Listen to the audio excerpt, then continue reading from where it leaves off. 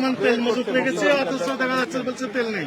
আপনারা তো শুনলেন, কাস্টমাররা কি বললেন যে তেল পাওয়া যাচ্ছে না, 5 লিটারের একটিও নেই, অথচ এগুলো সব বেড়ে হচ্ছে। আপনারা ভিডিও করেন যে গোপন জায়গা থেকে বের করছে, গোপন জায়গা ওই দেখেন কত তেল, কত তেল, কি পরিমাণ তেল আছে। সব জব্দ করা হবে।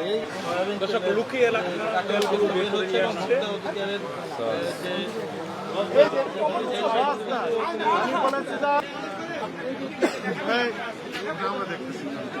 আমাদের ফারুক কই, ফারুক ভাই এগুলো ধরেন, ওই যে ভিতর থেকে বের করছে। দর্শক লুকিয়ে এলাকা তেলগুলো বের করে নিয়ে আসছে।